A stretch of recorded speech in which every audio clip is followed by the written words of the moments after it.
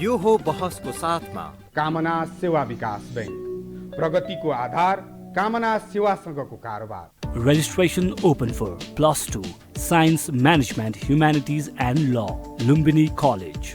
गर्वैदेखि बलियो भूगर्भ सिमेन्ट।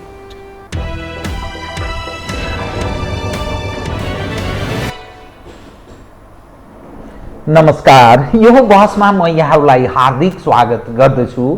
जीवराम भण्डारी। आज यहाँहरू सामुन्ने उपस्थित हुनुहुन्छ डाक्टर गोविन्द टण्डन, उहाँ संस्कृतिविद हुनुहुन्छ। आज फागु पर्व अर्थात् होली पर्व पनि भनिन्छ। यसको महिमा र महत्त्व के हो? किन यसै बेला यो पर्व मनाइन्छ? नेपाल संस्कृति, चाड, पर्व, विभिन्न जात जाति सम्प्रदाय विभिन्नहरूको एउटा सम्पत्तिको रूपमा हेरिन्छ। त यस्ता पर्वहरूको महिमा र महत्त्व र मानव जीवनमा यसको के अर्थ छ? आज म उहाँसँग भलिभाँति यो विषयलाई खास गरी नयाँ पुस्ताले जान्नुपर्ने, पुराना पुस्ताले अनुभव गरेका बेहोरेका पक्षहरूलाई आम दर्शकका सामुन्ने म प्रस्तुत गराउने प्रयत्न गर्नेछु। सर्वप्रथम म उहाँलाई स्वागत गर्छु। स्वागत छ डाक्टर। धेरै धेरै धन्यवाद। नमस्कार। अब म कहाँबाट गरेँ भने आज रङ्गहरूको पर्व फागु पर्व, होली पर्व पनि भन्दछन्। मूलतः यसलाई हामीले फागु पर्व भनेर बुझ्ने कि होली भन्ने कि के शब्द चयन गर्ने? फागु वा होली के भनेर चयन गर्ने? शब्द के प्रयोग गर्ने? अब यो वास्तवमा भन्यो भने यो वसन्तोत्सव पर्व हो। किनभने वसन्त ऋतुको शुभागमनको साथसाथै यसले चाहिँ जुन प्रकृतिमा एउटा उन्माद ल्याइदिएको पर्व र ल्याइदिएको हामी जताततै देख्छौँ। त्यसले गर्दा यो हो वसन्तोत्सव। तर अब हाम्रो चलनचल्तीमा यसलाई फागुन महिनामा पर्ने हुनाले फागु भन्यो। त्यसपछि अब हाम्रो पुराना अभिलेखहरूतिर हेर्ने हो भने यसलाई होली पनि भनिएको छ। अब कसैले जाने फेरि होली भनेको हाम्रो शब्द होइन कि यो दक्षिणतिरबाट आएको शब्द, भारततिरबाट आएकोलाई चाहिँ हामीले स्वीकार्य हौँ कि भन्ने जस्तो पनि पाइन्छ। तर हाम्रो पुराना अभिलेखहरूमा अब जस्तो भनौँ गोपाल राजवंशावली, जयस्थिति मल्लको पालामा लेखिएको, अन्तिम समयतिर लेखिएको गोपाल राजवंशावलीमा त्यहाँ मानदेवको कुरा गर्दै जाँदाखेरि, राजा मानदेवको कुरा गर्दै जाँदाखेरि त्यतिखेर कुनै एउटा समस्या आयो। त्यो समस्या भइसकेपछि चाहिँ नि के गरेर शान्त हुन्छ त भन्दाखेरि होली, पुसको पूर्णिमामा होली खेलेदेखि यो शान्त हुन्छ भन्ने जस्तो कुरा लेखेको पाइन्छ। अब अहिले चाहिँ नि हामी खेल्छौँ होली यो फागु पूर्णिमामा, तर त्यो हेर्दाखेरि चाहिँ नि त्यतिखेर पुस पूर्णिमामा खेल्ने चलन रहेछ। र त्यसलाई हेर्दाखेरि के देखिन्छ भने होली भनेको खुसियालीमा मनाउने पर्व, कुनै पनि खुसियालीमा। अब यो त एउटा चाहिँ वार्षिक रूपबाट चाहिँ हामी जुन मनायौँ, फागु मनायौँ, फागुमै पर्यो, यो वार्षिक भन्यो। तर हेर्दाखेरि चाहिँ नि कुनै पनि बेला राम्रो काम भयो अथवा एकदम स्वागत योग्य काम भयो भने पहिला अब लिच्छवीकालतिर अथवा त्यसपछिको मध्यकालतिर चाहिँ होली मनाउने चलन रहेछ। त्यस्तै अब यसको सङ्केत फेरि अहिलेसम्म पनि पाइन्छ। अर्थात् नेपालीले होली भन्दा नि हुन्छ, फागु भन्दा पनि एकै पनि आपत्ति छैन। किनभने त्यो दुइटै हाम्रो नेपाली आफ्नोपन हो, हाम्रो संस्कृतिमा चलिरहेको शब्द हो। अब यो होली भनेको चाहिँ नि फागुमा खेल्नेलाई चाहिँ नि अब आफ्नो विशेष महत्त्व हो। अरू बेला खेल्नेलाई कुनै चाहिँ नि हर्षोत्पूर्वकको चाहिँ नि कामहरू भए, कुनै चाहिँ ठुला कामहरू भए, गौरव लागेको कामहरू भए भनेदेखि चाहिँ हाम्रो अहिले जुन चाहिँ अभिनन्दन गर्ने यो गर्ने भन्छौँ, त्यतिखेर चाहिँ नि सम्भवतः होली खेलेर मनाइने चलन रहेछ। डाक्टर साहब, यो जस्तो यहाँले यसलाई वसन्त उत्सव भनिन्छ भने ऋतुहरू विभिन्न मध्ये यो वसन्त ऋतु यसको के महत्त्व हो र उत्सव किन भनिएको? के अर्थ छ यसको? अब हाम्रो 12 महिना छन्, हरेक 12 महिनामा 2 महिनाको ऋतुहरू छन्, 6वटा ऋतु छन् हाम्रो। त्यसैले यो चाहिँ नि वसन्त ऋतु हो। वसन्त ऋतुलाई चाहिँ नि हाम्रा शास्त्रहरूमा, हाम्रो इतिहासहरूमा, अब हाम्रो जनजीवनमा पनि एउटा ऋतुको राजा मानिएको छ। ऋतुको राजा किनभने ऋतुको राजा यस कारणले हो कि अब यो वसन्त ऋतुमा हामी प्रकृतिलाई हेऱ्यौँ भने प्रकृति पनि जताततै हराभरा, जताततै एउटा मनमोहक लोभ लाग्दो झरनाहरू पनि झरझर झरिरहेका छन्, कलकलाउँदो झरिरहेका छन्। किनभने त्यही झरना हिजो शीतकालमा ठन्डी बेलामा झर्दाखेरि पनि डर लाग्थ्यो, त्यो पानी छुनलाई पनि डर लाग्थ्यो। अब अहिले त त्यो झरना पनि जाउँ जाउँ जस्तो लाग्ने हुन्छ, आकर्षित गर्ने हुन्छ। त्यस्तै खोलाको नदीको पानीहरू पनि छु छु जस्तो लाग्ने हुन्छ, त्यतिखेर टाढा जाउँ भन्ने लाग्ने हुन्छ।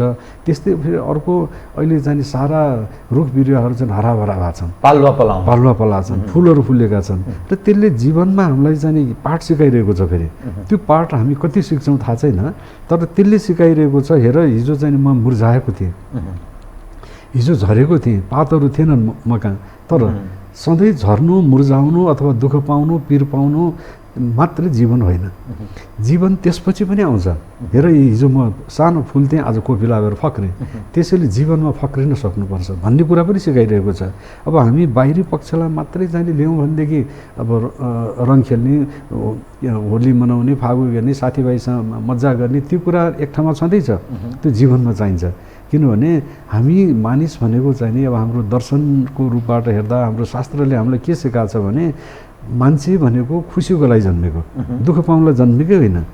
खुसीको लागि जन्मा, हर्षको लागि जन्म्या, राम्रो काम गर्नको लागि जन्म्या, असल बन्नको लागि जन्म्या, कि राम्रो गरौँ भन्नको लागि जन्म्या। तर हामी यस्ता भयौँ कि कसैले दुःख दियोस् नदियोस् हामी आफै दुःख पाउने भयौँ। कसैले दुःख दिएन भने टाउकोमा डोरी बाँधेर भए पनि दुःख पाउने भयौँ। अब अहिले हेरौँ त संसारको स्थिति, लडाइँ झगडा माराकाट कसले गराएको थियो? प्रकृतिले गरा होइन, मान्छेले आफैले सिर्जना गरेको छ। त्यसैले सुख हुनुको लागि हामीले जीवन पाछौँ, सुख पाउनुको लागि अथवा जाने रमाउनुको लागि हामीले हाम्रो मनुष्य जीवन पाछौँ। तर हाम्रा कारणहरूबाट कुनै लतमा लागेर, दुर्व्यसनमा लागेर अथवा चाहिँ जानी नजानी अनेक किसिमका चाहिँ प्रपञ्चमा लागेर, बेकामका कामहरूमा लागेर हामीले जीवनलाई बर्बाद बनाएको छौँ। बडा महत्त्वपूर्ण चरणमा प्रवेश गरिरहेछौँ जस्तो लाग्छ। डाक्टर साहबसँग कुरा गर्दा कहिल्यै नसकिने यस्तो खालको हुन्छ। अलिकति दर्शनसँग सम्बन्धित मैले विषयलाई उठाएँ, भलै यो अलिक पृथक छ। दुःख र सुखको कुरा गर्नुभयो नि, वास्तवमा जीवनमा दुःख के सुख केलाई मान्ने जुन रूपमा हामी भन्ने गर्छौँ, यो कसरी बुझ्नुपर्छ डाक्टर साहब? अब दुःख र सुख जीवनको जुन एउटा, किनभने तपाईँ मानव सेवामा निरन्तर कृतसङ्ग। अब दुःख र सुख भनेको चाहिँ नि जसरी भनौँ जीवनको एउटा अभिन्न अङ्ग हो। दुःख पनि छ, सुख पनि छ। अब दुःख नभइकन सुखको महत्त्व बुझिँदैन होइन। त्यसैले एउटा सिक्काको दुई पाटो भने जस्तो हो, यो त्यो आइरहन्छ गइरहन्छ। यसैले जीवनको यो अभिन्न अङ्ग भए तापनि दुःखपछि सुख आउँछ, सुखपछि दुःख हुन पनि सक्छ, किनभने यो जीवनको अभिन्न अङ्ग हो। यसैले दुःखदेखि आत्तिन पनि हुँदैन, सुखदेखि मात्तिन पनि हुँदैन भन्ने जीवनको नआत्तिने र नमात्तिने यो जीवनको एउटा दर्शन हो। तर अब हामी मान्छेहरू यस्ता छौँ कि कहिले कहिले चाहिँ सडकको मान्छे उठ्छ, उठेपछि उसमा बढेका अहङ्कार, उसमा बढेका चाहिँ अनेक किसिमका चाहिँ त्यो वितण्डा देख्दाखेरि चाहिँ लाग्छ कि उसले जीवनलाई बुझ्दैन भन्ने जस्तो लाग्छ। यसैले अध्यात्म चाहिने हो, यसैले शाश्वत चिन्तन चाहिने हो। अध्यात्म त्यहाँ महत्त्व छ, एकदम महत्त्व छ। किनभने अध्यात्मले भन्छ दुःखमा नात्यो, सुखमा नपात्यो। किनभने यो जीवनको एउटा चक्र हो, यो जीवनमा जसलाई पनि पर्न सक्छ। अब जस्तो हामी भन्छौँ नि, मान्छे कहिले कहिले चाहिँ नि दुःखी किन हुन्छ भनेदेखि अर्काको सुख देखेर पनि दुःखी हुन्छ। अरे त्यसले कसरी पैसा कमायो, मैले सकिनँ, त्यसले कसरी गरेँ, त्यो हिजो त यस्तो थियो मान्छे, यसो थियो भनेर भन्छ। अब उसले गरेको परिश्रम, उसले गरेको पराक्रम अथवा उसले गरेको मेहनत उसले बुझ्या हुँदैन, एकैपटक उसले देखा हुन्छ होला। त्यस्तोमा कतिजना बदमास मान्छेले चाहिँ नि विभिन्न प्रकारले गरे पनि होला। यसैले दुःख र सुख भनेको हाम्रो जीवनको अभिन्न अङ्ग हो, त्यसलाई स्वीकार्न सक्नुपर्छ। दुःख देखेर आत्तिनु हुँदैन, किनभने प्रकृतिले सिकाइरहेको छ। हिजो मुर्झाएको फुल अथवा पात आज चाहिँ नयाँ पाउला साथ आएको छ, आँपमा खसेको चाहिँ नि मन्जरी अहिले पलाइरहेको छ। त्यसैले चाहिँ नि जीवनलाई हामीले हेर्ने हो भने प्रकृतिबाट नै धेरै कुराहरू सिकेर आफ्नो जीवनलाई अगाडि बढाउन सक्छौँ। दुःख र सुख जीवनका अभिन्न अङ्ग हुन्, अभिन्न पाटो हुन्। त्यसलाई चाहिँ नि सुख हुँदा मात्तिने, दुःख हुँदा आत्तिने नगरिकन सन्तुलित ढङ्गबाट त्यसलाई मिलाएर जान सक्यौँ भने त्यसबाट जीवनको आनन्द प्राप्त हुन्छ। म रङहरूसँग अब विषयलाई उठाउन जाने, रङहरूको पर्व फागु पर्व पनि भनिन्छ, वसन्त ऋतुको आगमनसँग प्रारम्भ। त्यो रङको प्रयोग किन गर्ने, के महत्त्व छ र त्यसमा पनि रातो जस्तो डाक्टर साहबले लगाउनु भएको छ, मैले पनि लगाएको छु, भलै अरू रङहरू पनि प्रयोग हुन्छ, यो किन? अब यो चाहिँ नि हाम्रो रङको आकर्षण जीवनसँग छ। अब त्यो रङको उत्पत्ति भनेको चाहिँ नि इन्द्रेणीबाट, सूर्यको तेजबाट जुन इन्द्रेणी निक्लिन्छ, सप्तरङ्गी निक्लिन्छ। यसैले मान्छेहरूले भन्ने गर्छन् नि हाम्रो जीवन चाहिँ नि सप्तरङ्गी जस्तो होस् भन्छन् नि, होइन? त्यसैले त्यही सप्तरङ्गी रङलाई नै प्रकृतिले पनि स्वीकारेको छ। प्रकृतिका फुलहरू हेरौँ, त्यो सप्तरङ्गीभन्दा बाहेक गएकै छैन। हरेक फुलहरू अहिले फुलिरहेका फुलहरू हेरौँ, सातैवटा त्योभन्दा बाहेक जाँदैन। त्यसैले अब हाम्रो जीवन र जगतको कुरा गर्दाखेरि यो रङसँग मान्छेको फेरि एउटा यति घनिष्ठता, यति साम्यपत्ता हुन्छ। अब जस्तो भनौँ मान्छेहरूले रङको एउटा चाहना, अब उसको कस्तो चाहना छ त्यही अनुसारको लुगा लगाइरहेको हुन्छ, होइन? कस्तो चाहना छ त्यही अनुसारको व्यवहार बोली भइरहेको हुन्छ। यसैले हामीले जीवनलाई सप्तरङ्गी बनाउन सक्नुपर्छ र त्यो रङ जस्तो चाहिँ नि रमाइलो, रङ जस्तो चाहिँ नि एकदम हँसिलो खुसिलो बनाउन सक्यौँ भने जीवन आनन्ददायक हुन्छ भन्नको लागि नै यो इन्द्रेणीको उपाधि दिने गरेको, त्यसको चाहिँ नि उपमा दिने गरेको हो। यसैले अब यो फागुमा पनि अथवा होलीमा पनि मान्छेहरूले रङको प्रयोग गर्छन्। अब त्यो रङमा पनि यहाँले भनेको जस्तो रातोको प्रयोग नै ज्यादा हुन्छ। अब त्यो रातो पनि अहिलेको जस्तो अबिर, त्यो रासायनिक अबिर होइन, त्यो जमाना थियो कुनै बखतमा। अब हामी देख्छौँ इतिहासका पानाहरू पल्टाउँदा, अभिलेखहरू हेर्दाखेरि देख्छौँ त्यस बेला चाहिँ नि जुन लोला भनेर हिजो आज त्यो बेलुनका लोला पानी हालेर अथवा चाहिँ रङ हालेर हान्दा पनि मान्छेलाई त्यसले सुख दिने होइन दुःख दिन्छ।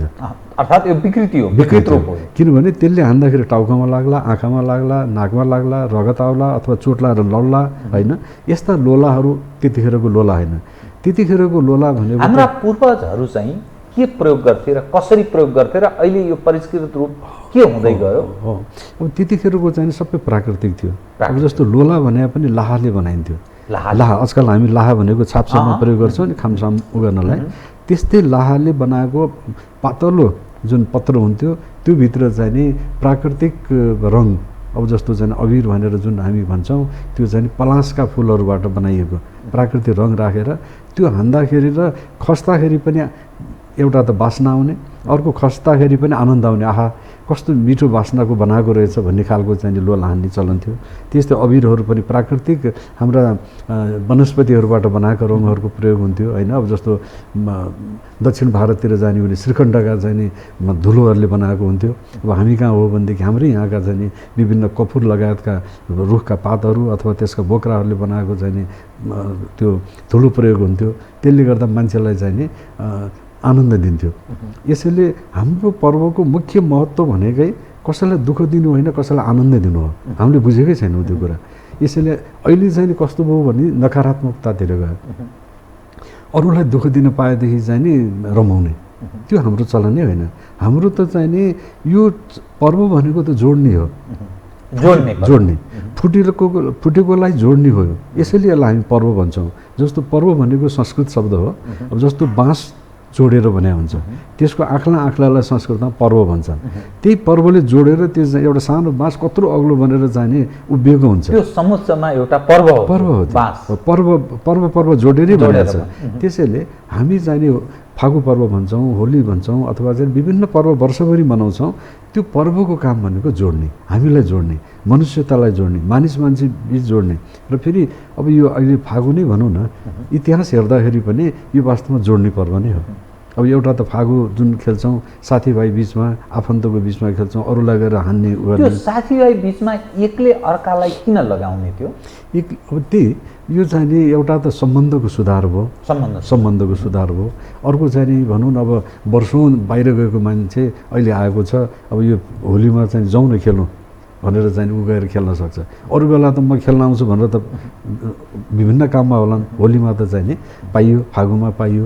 त्यसैले यसले एउटा चाहिँ नि सम्बन्धको सुधार पनि गर्छ, यसले सामाजिकीकरण सोसियलाइजेसन पनि गर्छ र यसले चाहिँ नि फेरि एक आपसमा चाहिँ नजिक्याउँछ पनि। यहाँ अर्को एउटा जस्तो जात जाति, धर्म, क्षेत्र, जस्तो पहाडी क्षेत्रमा आज मनाइन्छ, तराईमा भोलि।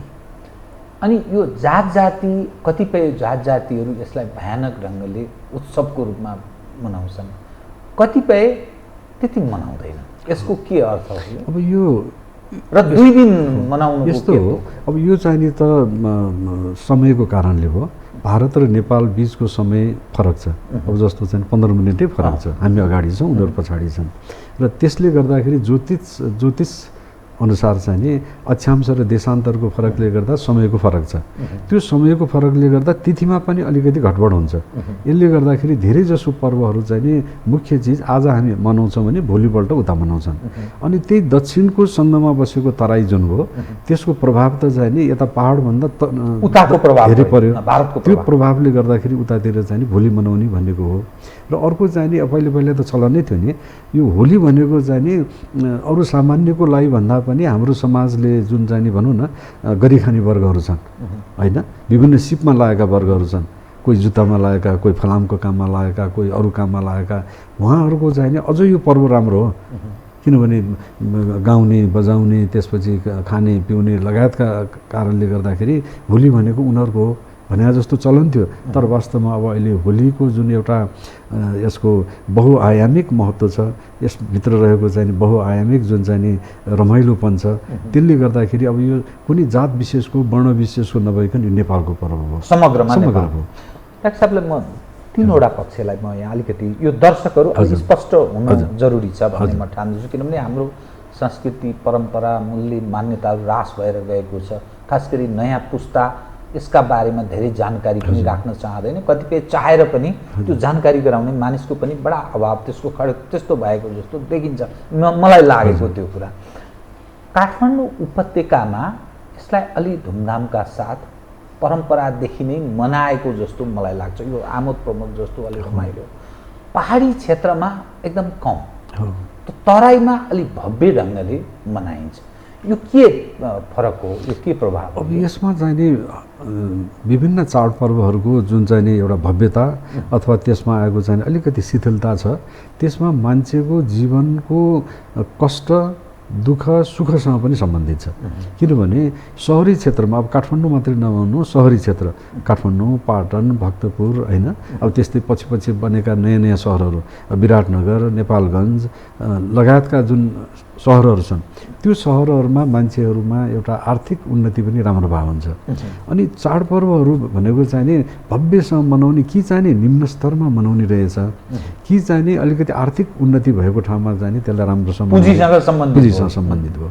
त्यसैले अब पुँजीसँग भन्नासाथ उत्पादनसँग हो, उत्पादन भन्नासाथ त्यसबाट आएको आर्जनले चाहिँ नि ऊ एउटा सम्पन्न व्यक्ति भयो, त्यसले चाहिँ नि त्यो एउटा कारण हो। अब अर्को चाहिँ नि पहाडतिर किन कम हुन्छ भन्दाखेरि अब पहाडतिर भनेको बस्ती छरिएर बसेको हुन्छ, एक ठाउँमा समग्रमा बसेको हुँदैन। अनि अर्को चाहिँ नि पहाडतिर भन्दाखेरि चाहिँ नि परिश्रमलाई बढी महत्त्व दिन्छन्। त्यसैले अब त्यहाँ केही न केही खेतीपाती भइरहेको हुन्छ, यो बित्यो त्यो बित्यो ऊ बित्यो, त्यो बित्योले गर्दाखेरि चाहिँ नि मान्छेहरू यो चाडपर्वहरूमा त्यति समय दिन सक्दैन, त्यसो गरी जीवन बित्छ। अब हुनु पनि अब जस्तो भनौँ अहिले प्रसङ्ग त्यो होइन, तैपनि अब दसैँकै कुरा गरौँ। दसैँ चाहिँ नि अब कहीँ चाहिँ नि पूर्णिमासम्म मनाउँछन् भने अब पश्चिमतिर एक दिन बनाएपछि सक्यो। के कारणले त भन्दा त्यही परिश्रमकै कारण हो। किनभने खेतीपाती बितिरहेको छ, गाईबस्तुहरू चाहिँ गोठमा भोकभोकी चाहिँ मर्न लाग्छन्, त्यसैले अब कहाँ गइरहने भनेर उनीहरूले छुट्याए। यसैले यो चाहिँ नि मान्छेको आर्थिक अवस्था, आर्थिक उन्नति र जीवनको एउटा त्यो सबल बनाउने पक्ष भनेको अरू चिजको साथसाथै अर्थ पनि रहेछ। यसैले अर्थमा टिकेको संस्कृति, अर्थमा टिकेको अवस्थाले गर्दाखेरि पनि केही फरक देखिन सक्छ। नयाँ पुस्ताले एउटा जिज्ञासा राख्न सक्छन्, पश्चिमा देशहरू यस्ता संस्कृति मनाउँदैन, जस्तै फागु पर्वको कुरा गरौँ, उनीहरू मनाउँदैन। हामी किन मनाउने? यो मनाउँदा हाम्रो जीवनमा के प्रभाव पार्छ, के तुक्छ, हाम्रो जीवनसँग यसको के महत्त्व छ, के अर्थ हो भनेर सोध्यो भने के भन्ने लाग्छ? अब उनीहरू पनि आफ्नो पर्वहरू विभिन्न रूपबाट कुनै न कुनै रूपबाट मनाउँछन्। अब जस्तो होली जस्तै पर्व संसारमा अरू ठाउँमा पनि छ। अब जहाँ जहाँ चाहिँ नि हिन्दूहरू बसिया छन् त्यो ठाउँमा त हुने नै भइहाल्यो। त्यसको प्रभावले अथवा चाहिँ नि उनीहरूको आफ्नो किसिमको चाहिँ नि रहनसहन संस्कृतिले पनि कहीँ न केही मनाउँछन्। इटाली, अमेरिका लगायतमा पनि छ, चाइना जस्तै ठाउँमा पनि छ। तर हाम्रो नेपालीको पन भनेको चाहिँ नि हामी अलिकति संस्कृति प्रधान छौँ। त्यो संस्कृति प्रधान भएको हुनाले त्यो जीवनको साइकोलोजीसँग पनि यसको सम्बन्ध छ। हरेक पर्वको चाहिँ नि कुनै न कुनै जीवनसँग अर्थ छ। जीवनसँग अर्थ भएन भनेदेखि त्यसलाई मानिँदैन।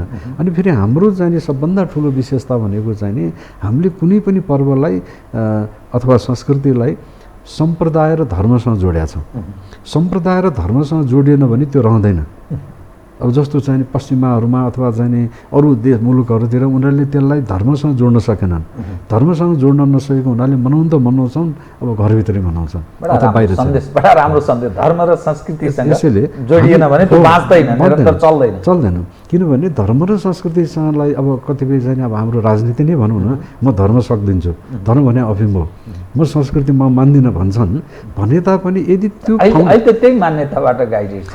अब त्यो धर्मनिरपेक्षता धार्मिक हुनु नै अपराध हो भन्ने रूपमा अब त्यो गलत हो। त्यो धर्म र संस्कृतिको आडमा हामी हुर्केका बढेका छौँ होइन। त्यो हुर्के बढेको संस्कृतिलाई म सक्छु भनेर लाग्यौँ भने हामीले उन्नति गर्न सक्दैनौँ। त्यो भित्रको विकृतिलाई हटाउँछु भन्यो भने फेरि चाहिँ उसले उन्नति गर्न सक्छ। यसैले हामीले गर्नुपर्ने त्यसभित्रको विकृतिलाई हटाउनु पर्ने हो, संस्कृतिलाई जोगाउनु पर्ने हो।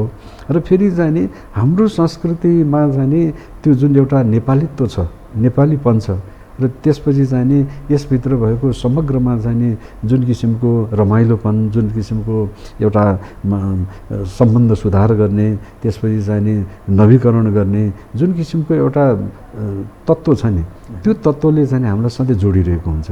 र त्यो भएको हुनाले नै चाहिँ नि अब विदेशीहरू पनि नेपाललाई किन मन पराउँछन् त भन्दा यहाँ संस्कृतिको विविधता छ, यस्ताविधि संस्कृति छन्। अब विदेशीहरूको लागि त नेपालीहरूले मुसुक्क हाँस्देको पनि उनीहरूको लागि त ठुलो हुन्छ, किनभने त्यति हाँस्ने मान्छे उहाँ छैन। आर्थिक हिसाबले दुखी छन् तर यहाँमा प्रसन्नता छ, मुस्कान छ नेपालको। किनभने हाम्रो अध्यात्म नै के छ भने तिमी जीवनमा आएका छौ, तिमी दुःख पाउनलाई होइन, तिमी सुख पाउनलाई आएको।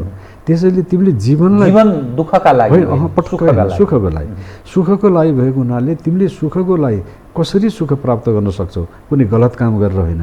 धर्म अर्थ काम मोक्ष, सबै कुरा धर्मपूर्वक गर। धर्म अर्थ काम मोक्ष। काम भनेको पनि अब अहिलेको हिसाबले भन्ने हो भने चाहिँ नि जीवनसँग सम्बन्धित भएका कुराहरू। अब अहिले त फेरि वसन्तोत्सव भएको हुनाले त्यो कामसँगै सम्बन्धित छ, किनभने त्यसले चाहिँ मानिससँग एउटा ऊर्जा दिन्छ, एउटा शक्ति दिइरहेको छ।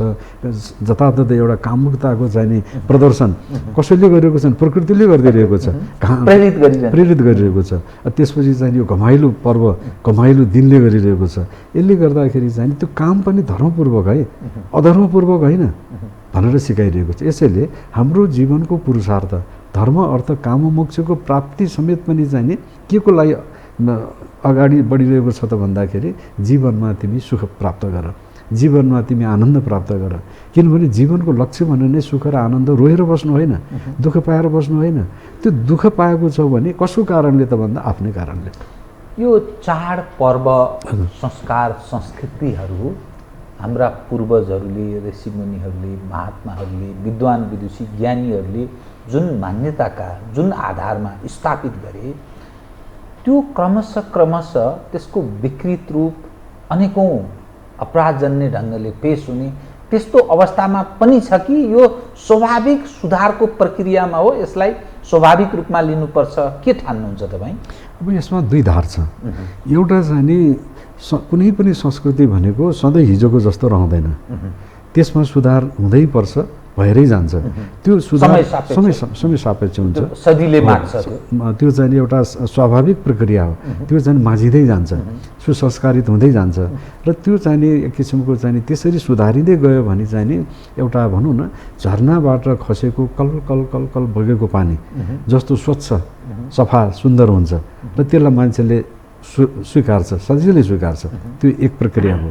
अब एक थरी चाहिँ कस्तो हुन्छ भने मान्छेले थपिदिन्छन्, यसमा यसो गर्यो भनेदेखि राम्रो हुन्छ भनेर चाहिँ नि अब उसले आफ्ना उत्पादनहरू होला, विभिन्न किसिमका नराम्रा उत्पादन पनि होलान् होइन, त्यो पनि थपिदिन्छ। यो खायो भनेदेखि रमाइलो हुन्छ भनिदिन्छ होला। अब त्यो चाहिँ विकृत पक्ष बढ्दै जान्छ। त्यो विकृत बढ्यो भने फेरि त्यो संस्कृति विकृत संस्कृति बन्न जान्छ। अब हाम्रै यही होलीभित्र फागुभित्र पनि त्यस्ता कुराहरू नभएका होइनन्, त्यसलाई हामीले चाहिँ नि बढाउन दिनुहुन्न। अब जस्तो कुनै बेला भनौँ न होली खेल्ने भनेको चाहिँ त्यही लोला हान्ने मात्रै थियो, धन्न अहिले हामी चाहिँ त्यो लोला संस्कृतिबाट मुक्त भयौँ भन्नुपर्छ। त्यसमा सबै राज्य लायो, त्यसमा पुलिस प्रशासन लायो, त्यसमा अभिभावकहरू लाए, त्यसमा साराले चाहिँ यो गलत हो भने नभए हिजो त चाहिँ फागु भनेको त कहाँ आज मात्र खेल्ने हो र, 8 दिन खेल्ने भने अष्टमीदेखि सुरु भएर आजसम्म खेल्ने हो। तर अष्टमी आउनु कहाँ 1 महिना अगाडि नै चाहिँ घरमाथिबाट पानी फाल्ने, कालो फालिदिने, लोला फाल्ने चलन थियो। त्यसले गर्दा नै अब हाम्रो आफ्नै कारणले त्यसलाई जाने घटाउनु पर्ने स्थिति आयो र होली भनेको मात्र पूर्णिमा मनाउन थाल्यौँ। अब यो समयले चाहिँ सुधार ल्यायो। अब त्यो सुधारलाई हामीले स्वीकार्नै पर्यो। 8 दिन हुनुपर्छ भनेर बसेर त भएन। यसरी पनि सुसंस्कृत बन्दै जान्छ। त्यसलाई चाहिँ हामीले स्वाभाविक रूपमा स्वीकार्नुपर्छ। हिजोको जस्तै गर्न अब शब्द नै सक्दैनौँ। अब कहाँ लहा पाउने, कहाँ त्यो प्राकृतिक लोलाका चिजहरू पाउने। यसैले अब जे छ अहिलेको अनुसार गर्नुपर्छ, तर त्यसले मान्छेलाई हानि पुग्नु भएन, दुरुपयोग हुनु भएन। त्यसले चाहिँ खुसी ल्याउनु पर्यो, आनन्द ल्याउनु पर्यो। त्यसको लागि चाहिँ अभिप्रेरित हुने किसिमको संस्कृतिलाई हामीले बनाउने हात त फेरि हामी समाजकै हो नि, त्यसैतिर जानुपर्छ। हामी नेपालीहरू हजुर खास गरी हिन्दू धर्ममा विश्वास गर्नेहरू, ओमकार परिवार, हिन्दू बौद्ध विभिन्न खालका जो ओमकार परिवार छ, हामी खास गरी नेपाली चाहिँ संस्कृति, परम्परा, चाड यी सबैका असाध्यै सम्पन्न छौँ, धनी छौँ भन्छन्। आलोचकहरू भन्छन् त्यही भएर त तिमीहरूको यो कन्तविजोग छ, किनभने यस्ता आमोद प्रमोदमा यस्ता वेस्टेज फजुल खर्च गरेर हर चिजमा तिमीहरू बिदा मनाउँछौ, विकृत रूपहरू प्रस्तुत गर्छौ। संसारमा मानिस आर्थिक हिसाबले कति सम्पन्न भइसके, समृद्ध भइसके, यस्तै चिजले चाहिँ बिग्रेका छौ भनेर आलोचना गर्छन्। त्यसकारण यसको किन यो निरन्तरता दिनु, अलिक फरक सुधारमा जाने, अथवा यो दुध कार्नुपर्छ भन्ने खालको त्यस्तो ढङ्गले पनि कतिपय मानिस पेश हुन्छ। डाक्टर साहब के भन्नुहुन्छ यो विषयमा? चाडको नाउँमा अति गर्ने, चाडको नाउँमा अत्यन्त जाने भनौँ न एउटा निकृष्टताको काम गर्ने, त्यो कुनै पनि हालतमा गलत हो। त्यसलाई त्यतातिर त जान्नै भएन। चाडलाई चाहिँ नि हाम्रो स्वाभाविक ढङ्गबाट हाम्रो गच्छले भएसम्म, हाम्रो क्षमताले भएसम्म मनाउन सकिन्छ भने त्यसलाई जोगाउनु सबभन्दा राम्रो हुन्छ। किनभने हामी अहिले चाहिँ भनौँ न दुःखी छौँ, भला दुःखी छौँ, हामीहरू गरिब छौँ। तर पश्चिमी संसारलाई अहिले हामीले हेर्ने हो भने सम्पन्नताले भरिपूर्ण छ। घरमा 100-150वटा मोटर त चाहिँ उसका ग्यारेजमा थन्केका छन्। कुन चाहिँ मोटर चढ्ने हो उसले चाहिँ एक किसिमले भन्ने हो भने चाहिँ उसको मनले खाएको अनुसार चाहिँ चढ्छ, त्यो सबैलाई चाहिँ उसले चढ्दैन। त्यता धनीहरू छन्, तर उनीहरू सुत्नको लागि स्लिपिङ ट्याब्लेट खानुपर्छ, होइन? अनेक थरी रोग छन्, शान्ति छैन। अब हाम्रो हेरौँ, हाम्रो अध्यात्मले मान्छेलाई कस्तो बनाइदिएको छ, भला दुःखी छन्, गरिब छन् आर्थिक हिसाबले, तर आनन्दसँग सुतेका छन्, मन्दिरका पेटीहरूमा सुतेका छन्। भगवान् तुम शरणम, म हजुरको शरणमा आछु भनेर सुतेका छन्। त्यो सुत्नु ठिक हो भने होइन, तर त्यो आनन्द छ। त्यो आनन्द केले दिएको छ त भन्दा हाम्रो अध्यात्मले, हाम्रो संस्कृतिले, हाम्रो सोचले, त्यो सोच जुन छ अहिले चाहिँ हामी जे छौँ यो मेरो कर्मको कारणले भएको छु। यसैले मैले कर्मलाई सुधार गर्न सक्नुपर्छ, मेरो कर्मले गर्दाखेरि मैले यो भएँ भन्ने जुन एउटा भाव छ, त्यो भावमा कति वैज्ञानिकता छ। सम्पन्नताले मात्रै आनन्द प्राप्त हुँदैन, जीवनको त्यो पक्ष त्यो दिशातर्फ जान सकिँदैन। अब अहिले नै हेरौँ, संसारमा सबभन्दा बढी चाहिँ के अरे सुसाइड गर्नेहरूको सङ्ख्या कहाँ छ त भन्दा धनाढ्य मुलुकहरूमा छ। यो मुलुक भन्नै पर्दैन, धनाढ्य मुलुकमा छ। तर हामी कहाँ पनि नभएको होइन छ, तर त्यो के कारणले त गरिबीको कारणले भएको छ। यसैले अब राज्यको काम हो यो, राज्यले चाहिँ त्यो गरिबीलाई उठाउनु पर्यो। राज्यले त्यो गरिबीलाई उठाउनुको लागि हामीलाई चाहिने मुक्ति भनेको मरे पक्षको मुक्ति चाहियो होइन। हामी अलमलमा छौँ, हामी भन्न त जाने मरेपछि स्वर्ग हो, मरेपछि बास हुन्छ त्यसकारण भन्ने एउटा। यसैले हाम्रो पुराणहरूले हामीलाई सिकाइदियो मुक्ति भनेको मरेपछिको जस्तो बताइदियो, वास्तवमा गलत हो। मुक्ति त अहिले चाहिएको छ हामीलाई, गरिबीबाट मुक्ति, जीवन सधैँ मुक्ति चाहियो, जीवन सधैँ चाहियो। गरिबीबाट मुक्ति दिनु पर्यो, अज्ञानताबाट मुक्ति पाउनु पर्यो, होइन? अन्धकारबाट मुक्ति दिनु पर्यो। त्यो जुन चाहिँ नि अशान्ति छ, त्यो अशान्तिबाट शान्तिको रूपमा चाहिँ हामीले मुक्ति पाउनु पर्यो। त्यो मुक्ति अहिले नै दिनको लागि चाहिँ नि हाम्रा शासकहरूले, हाम्रो राज्य सञ्चालनमा बस्ने निकायहरूले दिनु सक्यो भनेदेखि मलाई लाग्छ संस्कृतिको महत्त्व त धुमधाम छ। त्यो विकृतिमा जान दिनु हुँदैन। संस्कृतिलाई स्वाभाविक रूपबाट चाहिँ नि एउटा पहाडको त्यो हिमालबाट बगेको हिम नदी जस्तो चल चल चल खल खल खल आएर चाहिँ बगेको जुन नदी छ त्यसलाई हामीले लिन पाउनु, ग्रहण गर्न पाउनु भनेको त त्यो त राम्रो कुरा हो। त्यसैले त्यतातिर त्यो अतिमा जानु हुँदैन। स्वाभाविक रूपबाट चाहिँ यसलाई साङ्केतिक रूपबाट यसलाई परिसंस्कार गर्दै, संस्कारी तुल्याउँदै, त्यसमा भएको विकृतिलाई हटाउँदै त्यो स्वच्छतालाई स्वीकार्न सक्यौँ भने त त्यसले जीवनमा आनन्द दिन्छ। त्यसले त मनोवैज्ञानिक रूपबाट हिलिङ गरिरहेको हुन्छ।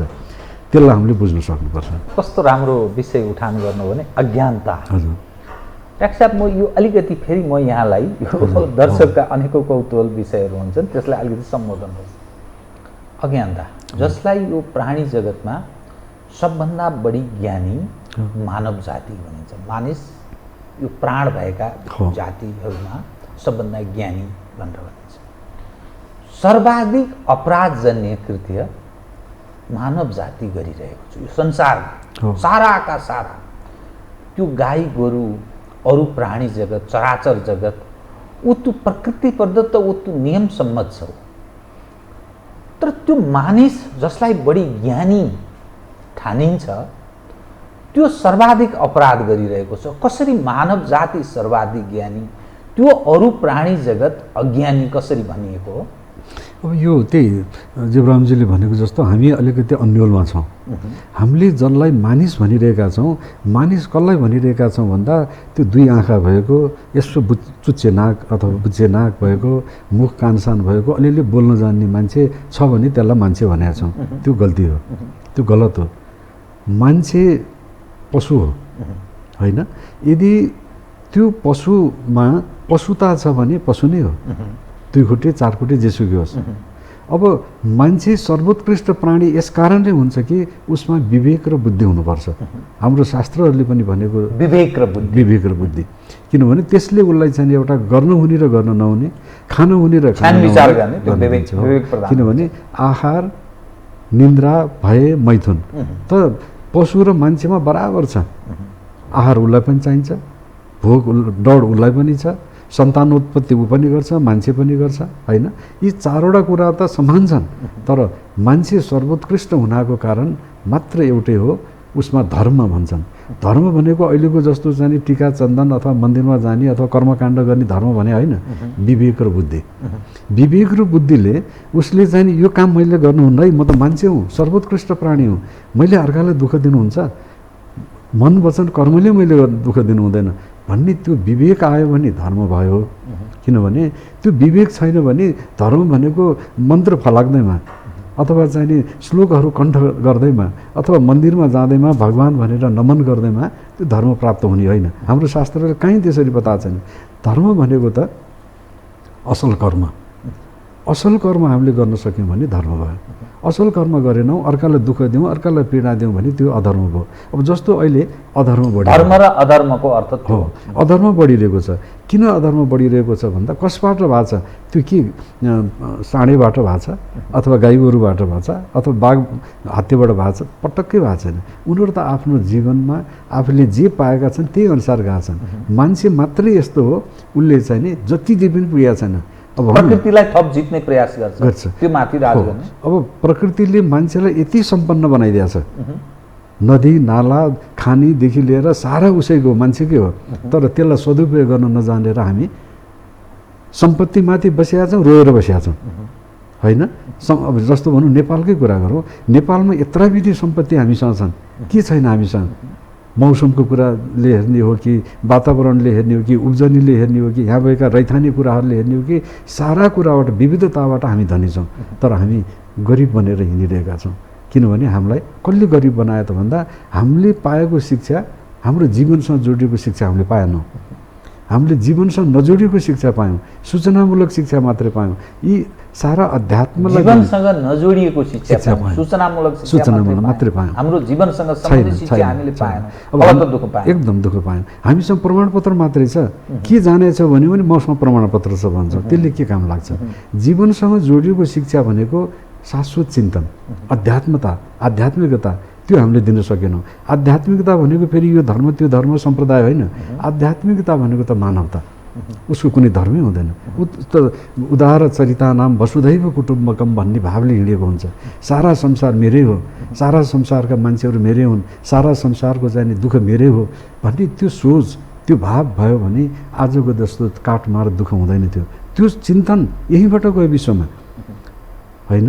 भगवान जसलाई गौतम बुद्ध भन्छौँ, यही धरतीमा जन्मे, यही भूमिमा जन्मे, उनले त्यो सन्देश दिनु खोजे। तर उनको सन्देश पनि आज संसारमा न हामीले यही नेपालमा मान्न सकेका छौँ, न विदेशमा मान्न सकेका छौँ। उनले जुन किसिमको चाहिँ पञ्चशीलको सिद्धान्त सिकाएको थिए, त्यो पञ्चशीलको सिद्धान्त नै आज चाहिँ स्खलित भइसकेको अवस्था छ। त्यो कसको कारणले त भन्दा हाम्रै कारणले। यसैले अब म त के भन्छु भने कहिले समस्या हाम्रो शिक्षामा पनि छ, एकदम ठुलो पनि होइन, सबभन्दा ठुलो शिक्षा छ। किनभने कुन स्कुलमा गएर, कुन कलेजमा गएर, कुन विश्वविद्यालयमा गएर चाहिँ हामीले अहिले अध्यात्मको शिक्षा पाउन सक्छौँ।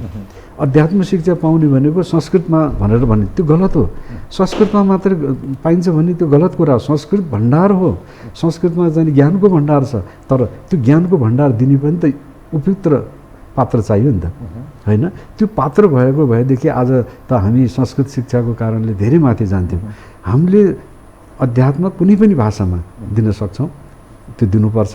र त्यो जुन असल जीवनको लागि चाहिँ असल बनाउने तत्त्व छ, सर्वोत्कृष्ट प्राणी हो भन्ने चाहिँ बताउने साधन छ, त्यो साधन दिनको लागि चाहिँ सही किसिमको सुपात्रबाट अध्यात्म चेतना दिन सक्यो भनेदेखि मलाई लाग्छ जीवनसँग जोडिएको शिक्षा हामी दिन सक्छौँ। जीवनसँग जोडिएको शिक्षा हामीले दिएनौँ भने, सुधार गरेनौँ भने, अहिलेकै शिक्षामा हामी विश्वास गरेर बस्यौँ भने हामीले ठुलो दुर्भाग्य आफूले पनि पाइरहेका हुन्छौँ, सन्ततिलाई पनि दिइरहेका हुन्छौँ, देशलाई पनि दिइरहेका हुन्छौँ। जीवनसँग जोडिएको शिक्षा, अब हाम्रो कृषिसँग जोडिएको शिक्षा खै हामीले दिन सक्या? हाम्रो रैथाने पद्धतिसँग जोडिएको शिक्षा खै दिन सक्या? हिजो चाहिँ कति दुःख गरेर चाहिँ उनीहरूले भाँडाकुँडा बनाए, अनेक थरी चिज बनाए, समाजको सुख शान्तिको लागि काम गरे, त्यो रैथाने चिज त मरेर गइरहेको छ, अर्थात् विनाश पथमा हामी छौँ। त्यसैले त्यो शिक्षालाई जागृत गर्नलाई अब हाम्रो शिक्षा चाहिँदैन। हामी भाषा भनिरहेका छौँ, मातृभाषामा दिनुपर्छ भन्छौँ, ठिक छ। तर मातृभाषाको साथसाथै त्यहाँ भएका चाहिँ असल प्रविधिहरू, असल ज्ञानगुणका कुराहरू पनि हामीले दिन सक्नुपर्छ। र हामी नेपालीहरू एक हौँ भन्ने भावनाको, त्यो सद्भावमय वातावरणको, समन्वयात्मक संस्कृतिको, र त्यसपछि हामी सबै एउटै हौँ भन्ने भाव, जसरी हामीलाई जाने हिजो हाम्रा ऋषि महर्षिहरूले सिकाए, एकम सद्विप्रा बहुधा वदन्ति, सत्य एउटै छ। त्यो सत्यलाई अनेक रूपबाट हेर्ने मान्छेहरू अलग अलग छन् भनेर सिकाएको हुनाले नै आज नेपालमा हामी चाहिँ सबै जात जाति भाषा भाषी मिलेर बस्न सकेका छौँ। नभएदेखि त संसारमा यस्तो भएको भए त सम्भवै थिएन। यसैले मलाई लाग्छ संसारले पनि नेपालबाट सिक्न सक्ने कुरा भनेको यहाँको सद्भावमय वातावरण, यहाँको समन्वयात्मक धारणा, समन्वयात्मक सोच र सबैप्रति समान दृष्टि राख्ने जुन एउटा दृष्टिकोण छ, त्यो दृष्टिकोण त विश्वले सिक्न सक्ने, दिन सक्ने त हामी नेपाली नै हौँ। यसैले त्यो नेपालले दिनको लागि जीवनसँग जोडिएको शिक्षा दिनुपर्छ।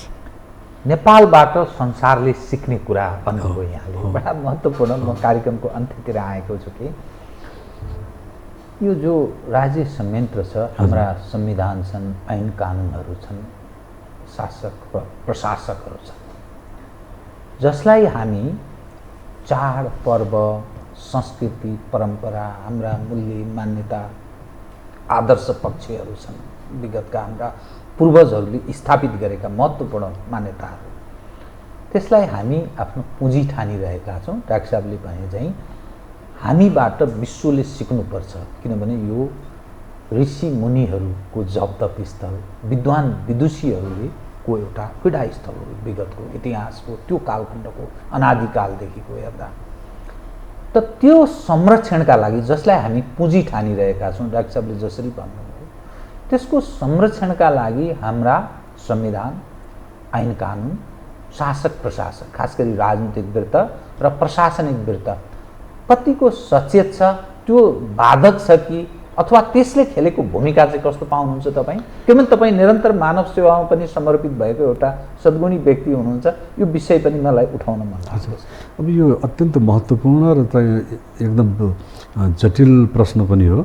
अब स्पष्ट रूपमा भन्नुपर्दा आजको जुन चाहिँ हामीले एउटा राजनीतिक संस्कार बोकेर हिँडेका छौँ र राजनीतिक व्यवस्था छ, यो व्यवस्थाबाट असल कुराको लागि उठान हुन्छ भनेर विश्वास गर्न सक्ने आधार कहीँ पनि छैन। किनभने संसदमा जबसम्म असल मान्छे जाँदैन, असल मान्छे नगएसम्म यस्तो हुँदैन, यो परिकल्पना नै आउँदैन। यसैले अब अहिलेको हाम्रो संसद भनेको कस्तो बनाएका छौँ भनेदेखि असल मान्छे जान नसक्ने, विद्वानहरू त्यहाँ पस्न नसक्ने र त्यहाँ चाहिँ असल चिन्तन हुन नसक्ने बनाएका छौँ। र खालि चाहिँ नि अब एउटा राजनीतिक झोला बोकेर र अथवा चाहिँ नि भनौँ न विभिन्न किसिमको लठैतिर चाहिँ नि गुन्डाहरू अथवा चाहिँ पैसाले चाहिँ नि त्यहाँ भरपुर जसरी कमाएको पैसा होस् राजनीतिक पार्टीलाई दिन सक्ने र चाहिँ नि आफूले पनि चाहिँ नि लिन सक्ने किसिमका संस्कार भएको मान्छेहरू जाने ठाउँ बनाएको छौँ। जबसम्म हामीले त्यस्तो संसद बनाएर बस्छौँ, चाहे प्रदेशमा होस् चाहे केन्द्रमा होस्, त्यस्तो संसद बनाएर बसिरहेछौँ भनेदेखि अब यहाँ कहिले राम्रो कुराहरू होला भनेर आशा गर्ने। म त कहिले कहिले के भन्छु भने हामीले रोपेका छौँ बिख रुख, संसद रूपी एउटा चाहिँ भनौँ न एकछिनलाई उपमाको रूपमा मानौँ, अनि आशा गरेका छौँ अमृत फल्ने भनेर। बिखको रूप रोपेर अमृत फल्छ भनेर त आशा गर्नु नै बेकार छ। यसैले मलाई लाग्छ यो अहिलेको व्यवस्थामा हामीले असल गुणी व्यक्तिहरूलाई त्यहाँ संसदमा लिएर जान सक्ने, अनि त्यहाँ पैसाको प्रदर्शन होइन। अब अहिले पत्रपत्रिकामा जुन आइरहेको छ एउटा चुनावको लागि 5 करोडसम्म खर्च गर्ने हाम्रो